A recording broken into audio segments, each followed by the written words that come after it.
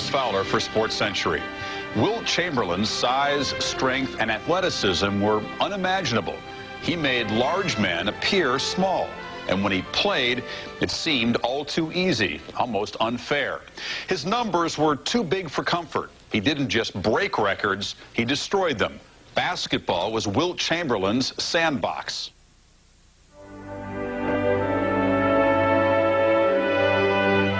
I once performed in that arena. It's in Hershey, Pennsylvania.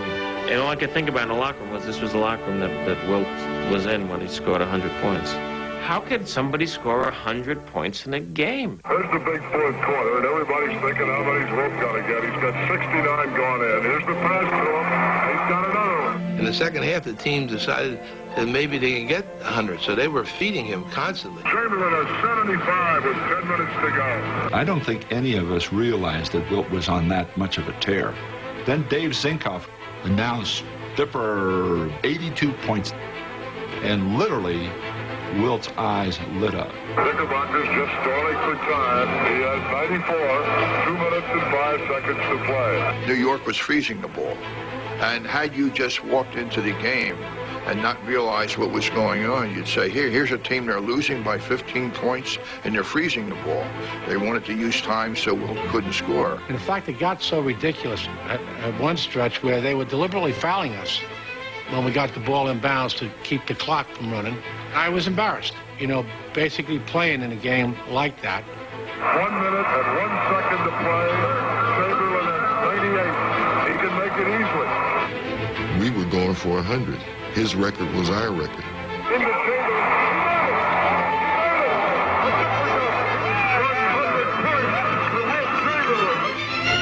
There must have been 46 or 47 seconds remaining in the game. People just ran out of the stands just to touch Wilt, just to be there. Before 4,000 mesmerized fans on March 2nd, 1962, Wilt Chamberlain played in the clouds. Draining 36 field goals and collecting 28 points from the line, the 7'1" center lifted his game beyond reach of any NBA player in history. He was so dominant and so impossible to stop. Wilt was bound to score 100 points, whether it was going to be that season or some other season in the future. Slam dunk. We used to watch Wilt Chamberlain every single Sunday. The Big Dipper. I think probably Wilt dominated the game more than anyone else. And the reason I say that because Wilt could do it on both ends of the floor. Offensively, no one could guard him. And defensively, Wilt was going after every shot. Russell, blocked by Chamberlain, a great block by Chamberlain. I learned a lesson early against Wilt. When I was a rookie, I blocked one of his shots, and he blocked every shot that I took the next 5 times we played them. Lenny Wilkins cast off a shot that appeared to be 3 feet above the basket, and Wilt jumped up and caught this ball with one hand. The referee called goaltending, and I hollered at him, "How could you call that goaltending?" And he says, "Guy, what I just saw is not humanly possible." You really can't tell how big he is until you actually see him. I mean, he shook my hand, and my hand disappeared, and I'm just going, I don't believe this. People don't understand how big he is. He like blocks out the sun. The sense of size in Wilt Chamberlain is the essence of the man. It's just there. You just feel like you're in the presence of some giant. Wilt was simply, a man-child in a game where it was just simple. He got 55 rebounds in a game. Wilt averaged 50 points a game for a full season. 50 points a game. Wilt Chamberlain played 80 games one year and averaged over 48 minutes a game. He never fouled out of a professional basketball game in his entire career. In 1959, Chamberlain hit the NBA with full force. He was the first player named Rookie of the Year and MVP in the same season. The reaction to his size and talent was so unsettling that the rules of the game suddenly seemed inadequate. I think in the long run, I'll be able to handle myself man-to-man with almost anyone in the league. He was the only guy that could change the landscape in basketball, change the rules. Offensive goaltending, defensive goaltending. You had to widen the lane. The free throw shooter had to release the ball behind the line. Wilt could take off from the free throw line and dunk the foul shot. When Wilt came into the league in the late 50s, I think absolutely there was fear. He's a black man, and he's dominating what had been basically a white sport.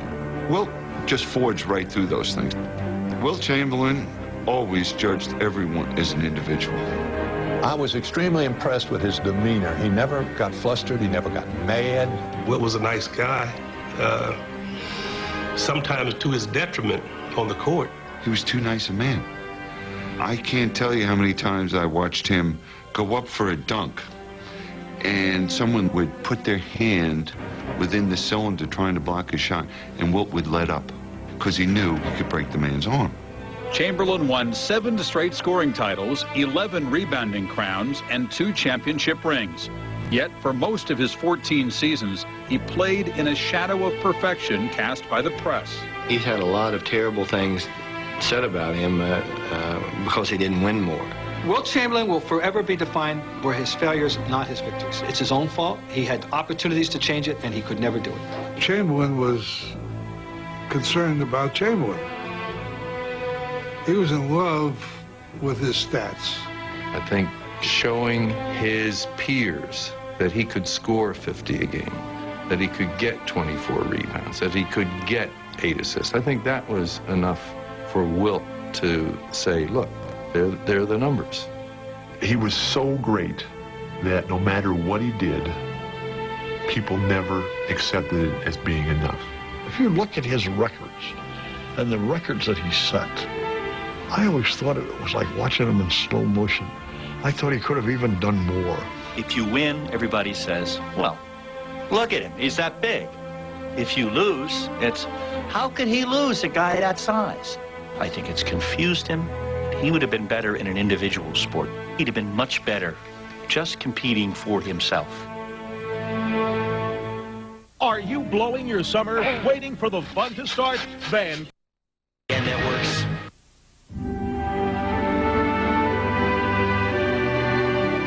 It's not easy growing up 7 feet tall, gifted, black in American society. Wilt Chamberlain was just Wilt the stilt. You know, I mean, they never saw the total human being. Born in Philadelphia on August 21st, 1936, Wilton Norman Chamberlain suffered the emotional inequities generated by his rapid growth. He sucked his thumb no matter what he was doing. Now, don't forget, we came out of elementary school. He was 6'3". He was still sucking that thumb. He not only was tall and thought of as unusual, he stuttered. It was always slouching over because he was not very proud. It was a terrible, terrible thing to be tall because people would pick at you. The family called him Dip because he had to dip through the door when he went in. People had never seen anyone as tall as Wilt. Some looked at him in amazement. Some were befuddled, being 6'10", 6'11", at 13 years old, 14 years old. It really created a real barrier for him. One of 9 children, Wilt found solace and guidance within the nurturing atmosphere of his home. His mother, he really respected. She was the rock around him. His father was a laborer and worked hard, and that rubbed off on Wilt. It was a great family atmosphere, and Wilt was not treated any different than anybody else in the family. He was tall, but you could still take out the trash. He still had to do his chores.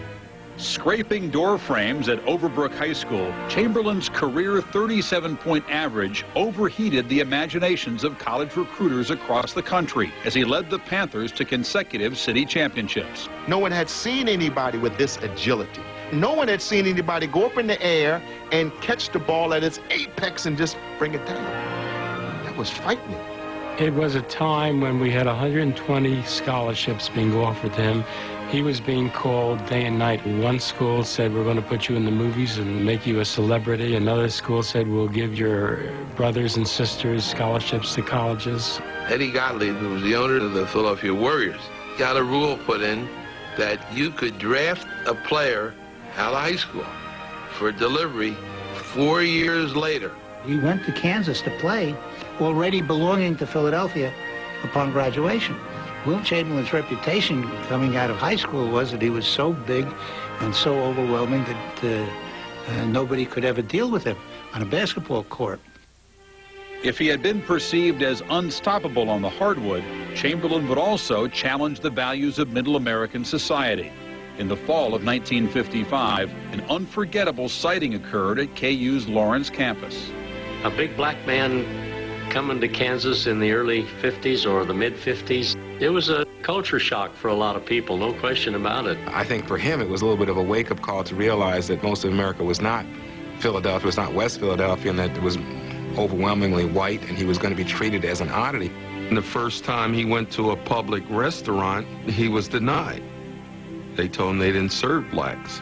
The color line was broken because Wilt went in, sat down, ordered a meal, and was served. And from that point on, there was no problem. After being ordained a campus cult figure, Chamberlain hosted a late-night radio show called Flippin' with the Dipper. When he wasn't spinning 45s on the air, Wilt found refuge in the brotherhood of sports, and it wasn't always basketball. He went to Bill Easton, the track coach, one time and said, "Coach, I'd like to enter in the high jump." And Bill said, "Well, Wilt," he said, you haven't even practiced." He said, "How could you possibly compete?" And he said, "Well, just give me a chance." Wilt won the Big 7 high jump championship with no practice at all.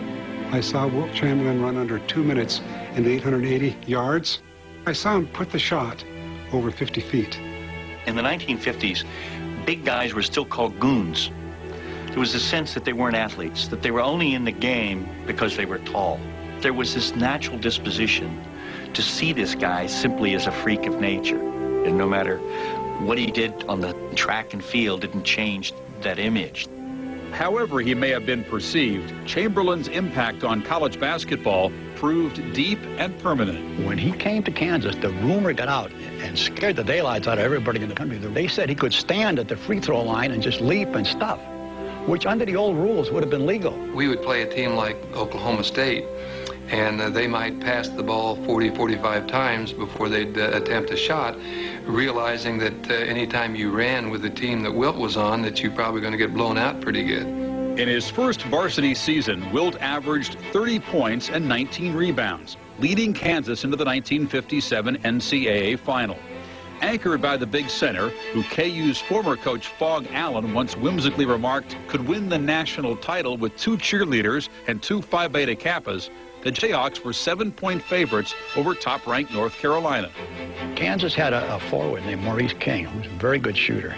Well, of course, North Carolina surrounded Wilt, surrounded him all the time, which left King open, and King could not make a basket. Simply couldn't get the ball down.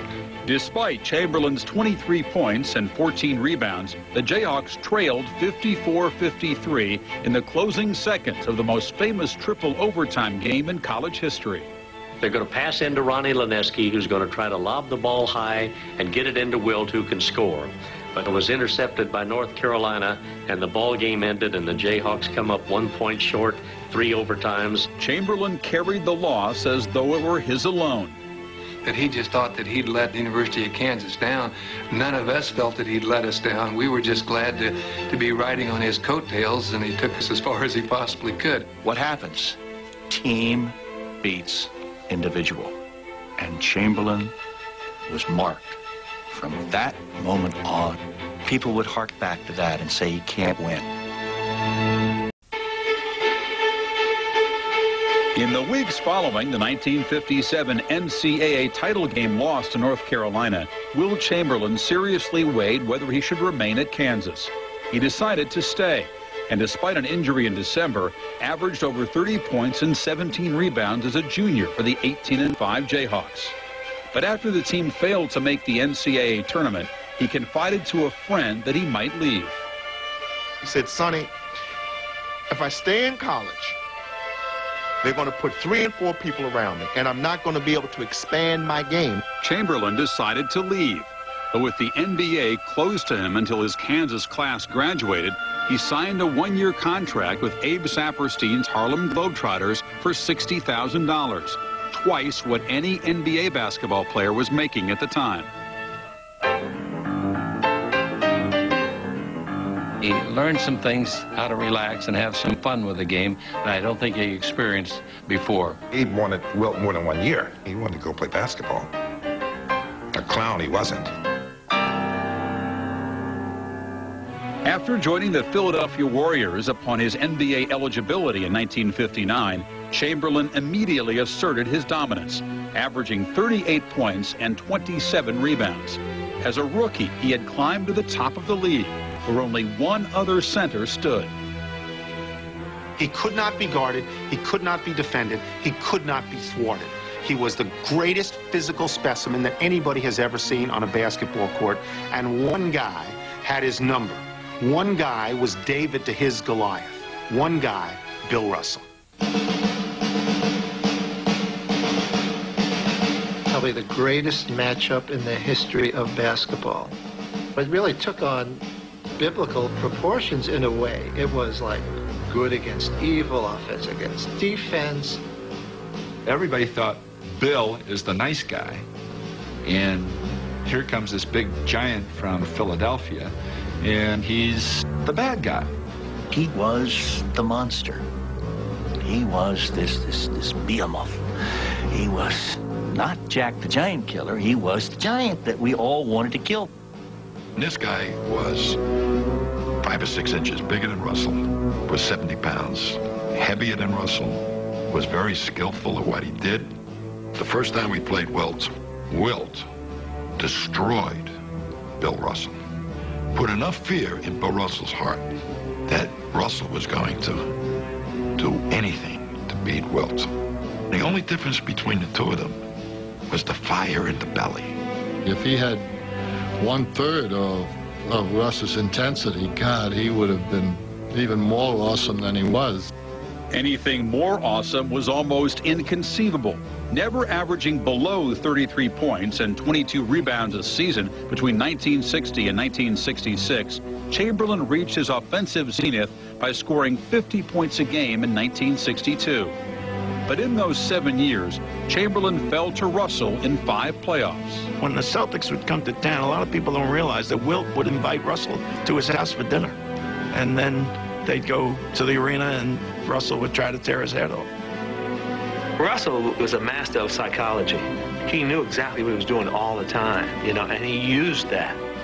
Russell would let Wilt score. Wilt's teammates would stand there and watch Wilt score. They'd never be involved. And then he'd shut Wilt down, and now this time the other guys are cold. I've seen Wilt get down on the floor and beat his hands on the floor, hands and knees. He was so frustrated. I guess, to be very honest with you, Boston probably had a better team than we did. You know, there's always talk of Wilt versus Russell and Russell beat Wilt, etc. That's not true. Russell didn't beat Wilt. Boston beat Philly. In 1962, the Warriors moved to San Francisco, where for the next 2.5 seasons, Chamberlain stayed atop the scoring and rebounding charts.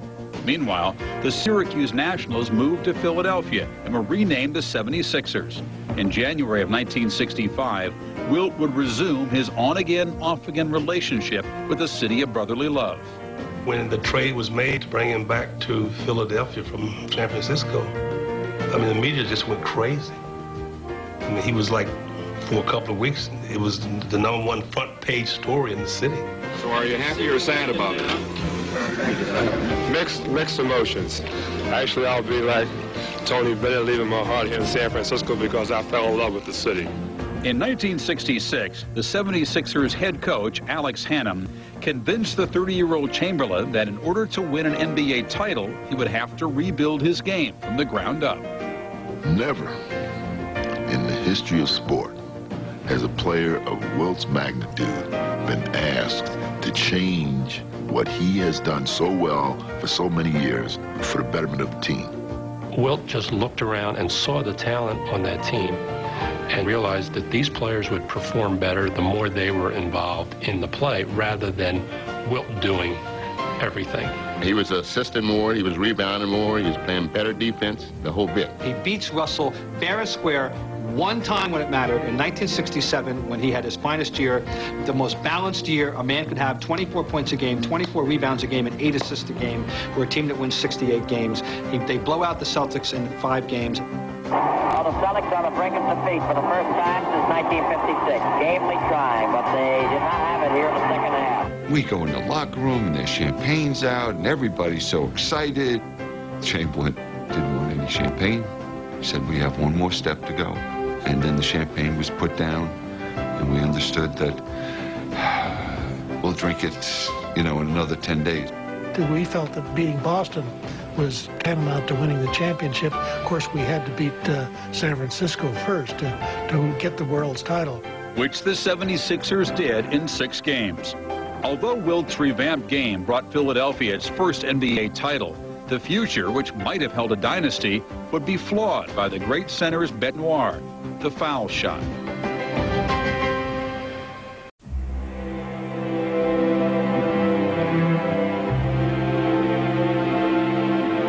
Ultimately, of course, we get to the fact that he couldn't sink free throws.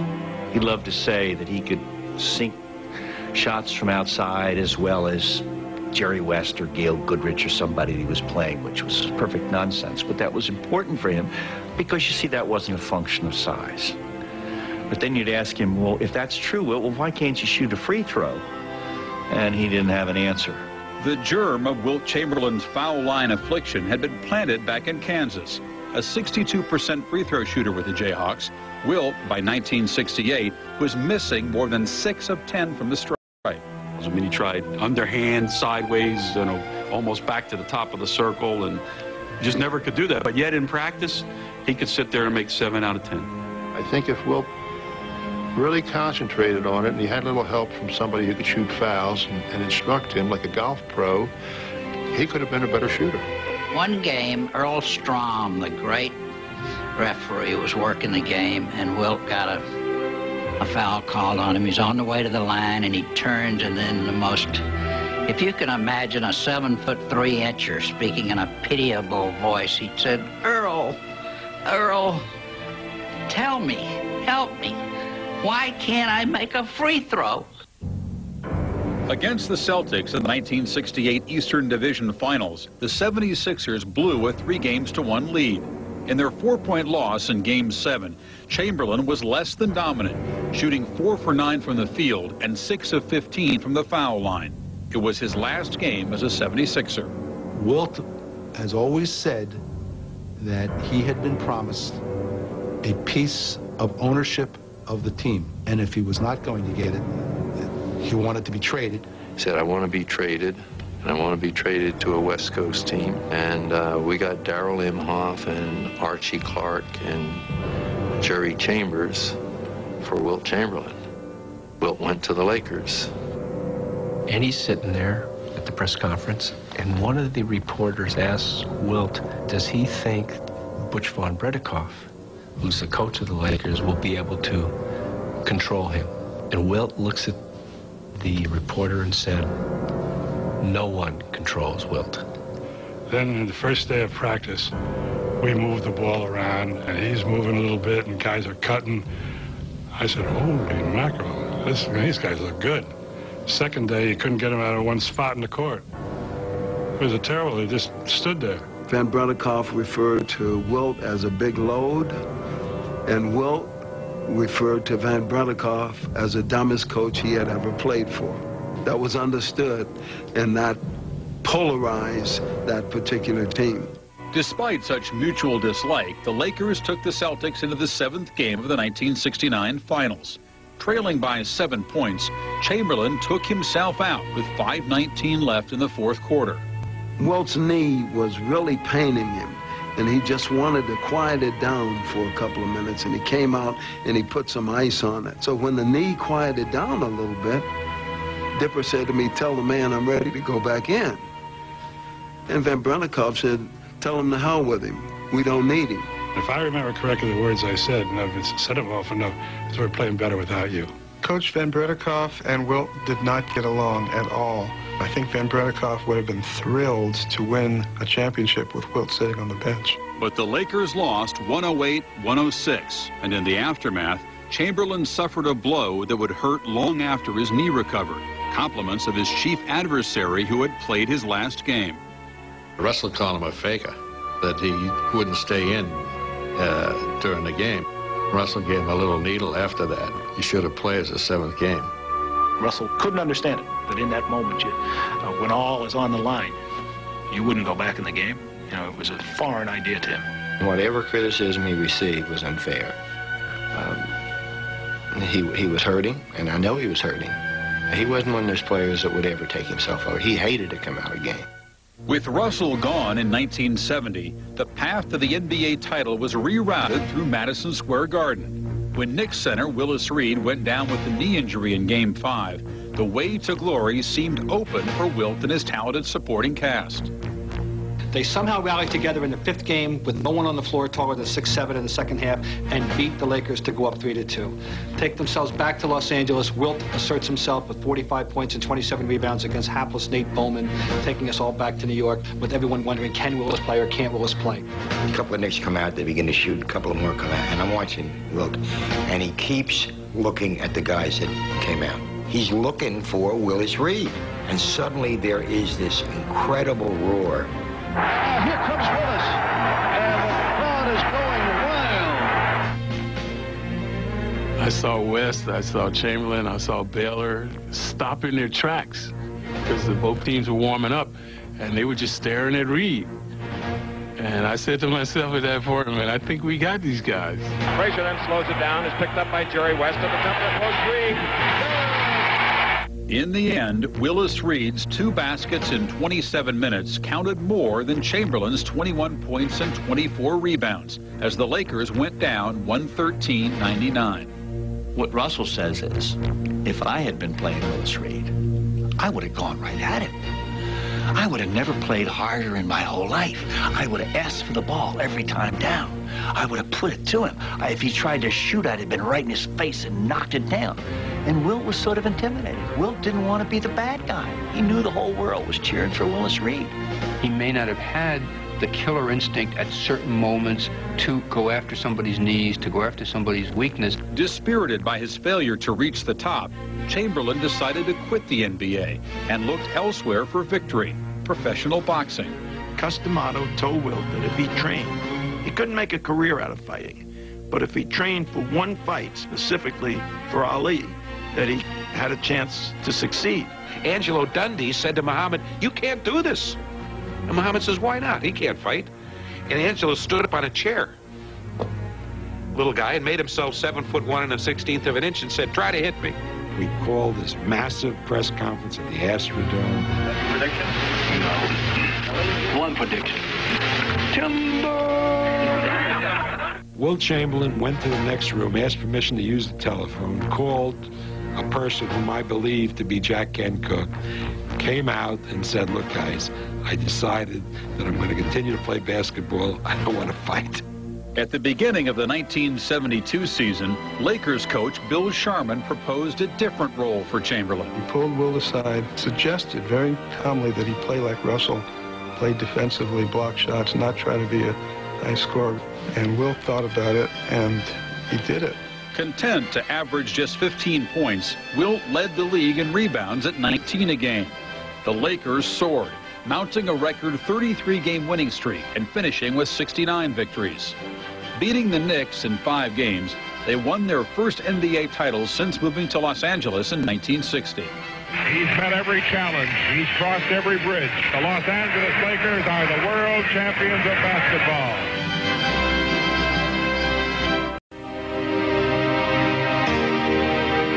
After losing to the Knicks in the 1973 finals, Wilt Chamberlain, although contractually bound as a player to the Lakers, jumped to the ABA as head coach of the San Diego Conquistadors.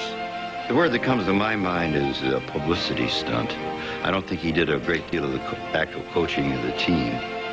I do remember that Wilt would come into the games about 15 minutes before the game would start. A lot of times there wasn't even a team meeting with him involved anyway, because he wouldn't come to the arena until the team was already out on the floor. Chamberlain quit coaching after just 1 season to pursue new worlds, many of which demanded talents that had lain fallow during his years as Wilt the Stilt. If Wilt Chamberlain didn't play basketball, he would have been a great success in something else. He would have gone to Wharton School of Business. He just found basketball was his vehicle to have the lifestyle that he enjoys. He had some business people early in his career that invested well for him. He understood money. He brought a nightclub up in Harlem called the Big Wilt Small's Paradise. It was an all-black club and great music and jam-packed every night. He owned racehorses. He owned real estate. He invested in the stock market. His home was constructed for a man 7'2". And he takes me in the bedroom and he said, watch this. And he pressed the button next to the bed. And the roof went back. I said, you gotta be kidding me. We're in New York to play the Knicks, and he asked me up to his suite. But I wasn't there 2 or 3 minutes, and here comes room service with 4 entrees. I said, gee, Wilt, I've already eaten. He said, no, my man, these are all for me. Although many and varied, Chamberlain's appetites led him in directions other than the front lines of the civil rights movement. Wilt Chamberlain did not take any overt, active role in the politics of the African-American community or in terms of race and ethnic relations issues. He lived in a different world. I really enjoyed that Wilt never brought up racism. Then, of course, you know, he supported Nixon. Figure that one out. The only plan that I have is trying to help make Richard Nixon the next president of the United States of America. He got a lot of flack from the black community because they were not really in Nixon's corner at that time. And when Wilt came out for Nixon, it was like, you know, what is he doing? When you have someone like Wilt Chamberlain supporting the opposition, it becomes sort of distressful, somewhat disappointing. In order for, I believe, the black man to get the most out of his vote, that he should, try to infiltrate the Republican Party as much as possible. He felt that his impact would be to let you know that blacks are just as smart and intelligent as anybody else. He was one of the most phenomenal athletes that this nation is ever likely, or any nation is ever likely to see. But beyond the court, he drops off the chart in terms of his relevance. And maybe being the great athlete that he was is enough.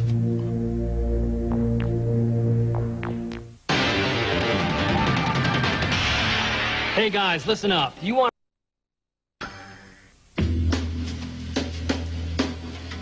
volleyball became his passion, and he thought he could make the Olympic team as a volleyball player. He got involved in volleyball a couple of years before he retired, about 3 years before he retired, and just said, that's it. I think I can build volleyball. And he became the international volleyball president, got beach volleyball off the ground. Supporting women's track and such charities as Operation Smile, Wilt Chamberlain stayed in the public eye. If somebody wanted to do a commercial which talked about bigness, who did you go to get? You didn't go to get Kareem Abdul-Jabbar. You didn't go get Bill Walton. You got Wilt Chamberlain to show that he could get into a Volkswagen or whatever it was. But then why are you driving a Raptor? Because it has more headroom than my Rolls Royce. Wilt was pretty selective in what products he endorsed. The best commercial he ever did was standing back-to-back with Willie Shoemaker for a credit card. It was a wonderful image. He perhaps wanted to prove that a 7-foot guy who was seen just as a basketball player was more than able to do a lot of other things. Maybe that's why he did movies. He was just an incredible physical specimen. And then I remember seeing him at a Lakers playoff game in the mid-'80s, and he had a black tank top on. What a specimen. I mean, he looked like a municipal statue. While Wilt seemed to stay young, an old foe was closing in on a record that had seemed unreachable when he retired.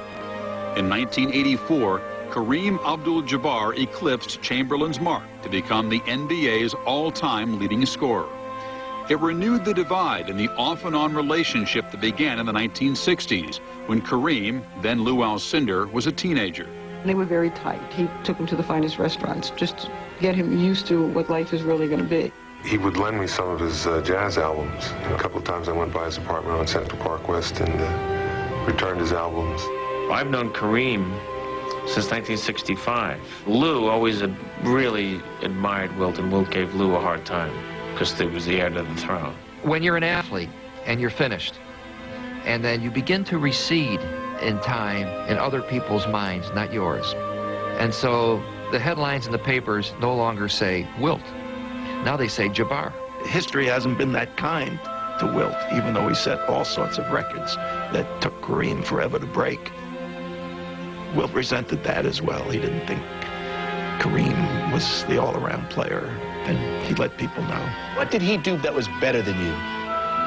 In the facets of the game, did he score better than I did? Did he rebound better than I did? Did he pass better than I did? Did he run better than I did? Did he, it's hard for me to figure out. If Chamberlain's scoring record was overtaken by Abdul-Jabbar, Wilt went one better. In his 1991 book, A View from Above, the lifelong bachelor claims statistical superiority in another activity. I said, there is no way in hell you could have slept with 20,000 women. I said, because there were too many nights that I saw you going back to your room with only a bag of McDonald's. Anybody who thinks that numbers don't mean anything to Wilt Chamberlain, all they had to do was to read that book. Somehow, I think that he felt that validated him. He got a call from a woman who clearly wanted to come up and see him. He said, well, I got a meeting going on here right now. I can't make it, and, besides, I've had you. If you got a girlfriend, we'll talk about it. Did Wilt know a lot of women? Of course he did. Bachelor, living in L.A., being a star. The publisher said, we need to do something to really have this book jump out. After all was said and done, he was embarrassed that he allowed that to come out. Wilt's defense of that is to say that it's harder to make love to the same woman 1,000 times as to make love once to 1,000 different women. That's part of that same page in his book. People ignored that to just zero in on the 20,000. This revelation came along at a time when promiscuity was suddenly not the coolest thing to admit to because Magic Johnson had just been diagnosed. And at the same time, you thought, you know what? If a woman admitted to that, she'd be called a slut. He didn't want to be tied down to one relationship. He knew he wanted to travel. He wanted a freer life. And he lived the life he wanted to do. My theory is that there are 4 really important numbers in Wilt Chamberlain's life. 0 for the number of times he fouled out, 50 for the number of points he averaged during one full season, 100 for the number of points he scored in one single game, and 20,000 for the number that will never be forgotten.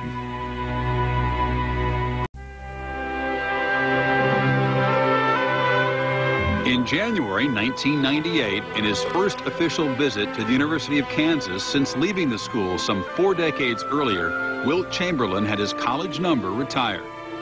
He said that he had kind of always felt like maybe the KU people blamed him for losing the national championship game to North Carolina in 1957. And the response that he got that day, I think, eliminated any feeling of that in his mind. I've learned over the years that you must learn to take the bitter with the sweet, and how sweet this is. And I'm now very much a part of it by being there and very proud of it. Rod Shaw, Jayhawk.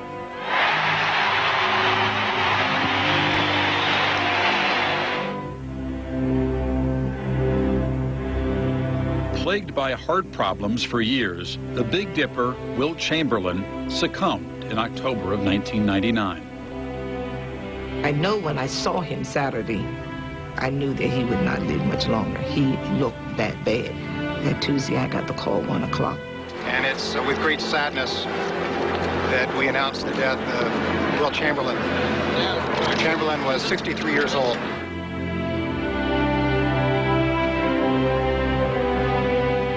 When I got the phone call that Wilt had died, I felt like I had been kicked in the stomach. Not only that I didn't want to believe it, but I couldn't believe it. I thought Wilt was indestructible. It was like Superman dying. I said, no, it's impossible. Dippy was so big, We all thought he was going to live forever. More than 1,300 mourners attended memorial services in Philadelphia and Los Angeles. I'm unspeakably injured by what happened the last few days. This was an integral part of my life and a good friend. Lately, we used to call each other, and the message I would leave, Wilton Norman Chamberlain, this is William Felton Russell. He used to call me, and when I was home, he'd say, Felton, this is Norman. I think the people who attended kind of appreciated the way the service was done, because it depicted him not so much as a basketball player, but as a human being. He was so busy doing. I'm not surprised he had a tired heart. He gave so much of it to us. The bulk of his estate, 90% or so, is going to be distributed to charities that would be in line with his beliefs. That's the way he always was. You know, when you come from an environment where children, you know, don't get, unless somebody gives them a start, it's easy to take your money and do that. He always resented being regarded as a freak, one-dimensional. Whether that one dimension is height, black, basketball scorer, celebrity. There's a side that bothers me that people don't know. The gentle man off the court, the caring man. I would never have wanted to be Wilt Chamberlain. There was no place to hide.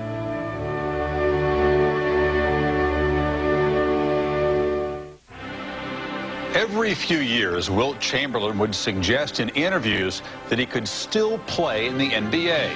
The New Jersey Nets offered him about $360,000 for the final few games of the '86 season. Chamberlain had been retired for 13 years. Yet here was someone else agreeing with him that, yes, Wilt still had game. For SportsCentury, I'm Chris Fowler.